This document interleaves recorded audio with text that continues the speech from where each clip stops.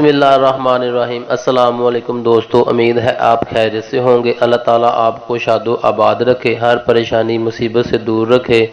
جی تو دوستو، آج کی سٹوری دو رخ کی سٹوری ہے، یعنی کہ ایک ہی سٹوری کے دو رخ ہیں۔ جب تک سٹوری پوری نہیں سنیں گے آپ کو سٹوری کی سمجھ نہیں آئے گی، تو ویڈیو اینڈ تک دیکھیے گا۔ شروع کرتے ہیں آج کی ویڈیو۔ اس سے پہلے دیکھنے والے تمام دوستوں سے گزارش ہے ہمارے چینل کو سبسکرائب کر لیں، ساتھ میں بیل آئیکن کو بھی دبا لیں تاکہ ہماری ہر ویڈیو کا نوٹیفیکیشن سب سے پہلے آپ کو ملے۔ امریکہ میں ایک چھوٹا بحری جہاز تیل لے کر ایک شہر سے دوسرے شہر دریائی راستے سے جا رہا تھا۔ یہ بات ہے 1956 کی۔ یہ جہاز اچانک اپنے روٹ سے ہٹا، دریا میں موجود ایک سپوٹ سے ٹکرایا اور تباہ ہو گیا۔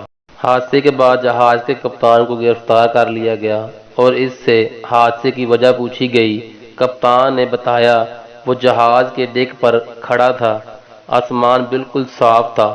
اچانک آسمان سے آبشار کی طرح ڈیک پر پانی گرا اور پانی کے ساتھ ہی آسمان سے ایک موٹی تازی بھینس نیچے گری۔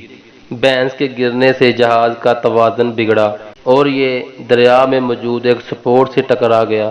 یہ ایک عجیب قسم کی سٹوری یا جواز تھا اور کوئی بھی نارمل شخص اس سٹوری پر یقین کرنے کے لیے تیار نہیں تھا۔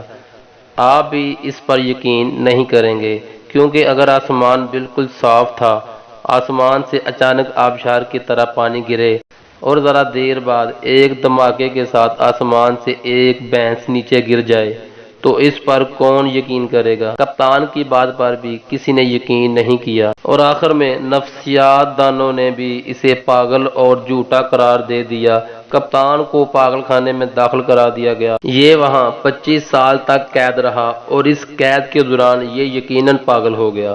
یہ کہانی کا ایک پہلو تھا اور اس پہلو کو دیکھنے، سننے اور پڑھنے والے اس کپتان کو پاگل یا جھوٹا کہیں گے۔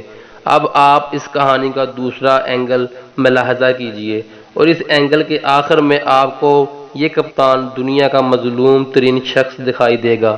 اور اس واقعے کے 25 سال بعد ایئر فورس کے ایک ریٹائرڈ افسر نے اپنی یادداشت پر مبنی ایک کتاب لکھی۔ اس کتاب میں اس نے انکشاف کیا 1956 میں ایک پہاڑی جنگل میں آگ لگ گئی تھی اور اسے آگ بجھانے کا ٹاسک دیا گیا تھا۔ اس نے ایک جہاز کے ساتھ پانی کا بہت بڑا ٹینک باندھا اور اس ٹینک کو اسی دریا میں ڈبو کر بھرتا، جنگل کے اوپر جاتا اور پانی آگ پر گرا دیتا اور ٹینک بھرنے کے لیے دوبارہ اسی دریا پر چلا جاتا۔ وہ ایک بار پانی کا ٹینک لے کر جا رہا تھا، اسے اچانک ٹینک کے اندر کوئی زندہ چیز ہونے کا اندازہ ہوا اور اگر اس نے ٹینک نیچے نہ گرایا تو اس چیز کی اچھل کود سے اس کا جہاز گر جائے گا۔ اس نے فوراً ٹینک کو کھول دیا۔ ٹینک سے پانی کی آبشار سی نیچے گری اور اس کے ساتھ ہی موٹی تازی بھینس بھی نیچے گر گئی۔ یہ پانی اور بھینس نیچے بحری جہاز کے ڈیک پر گر گئی۔ اب آپ کہانی کے اس پہلو کو پہلے اینگل سے جوڑ کر دیکھیے، آپ کو سارا سیناریو تبدیل ہوتا دکھائی دے گا۔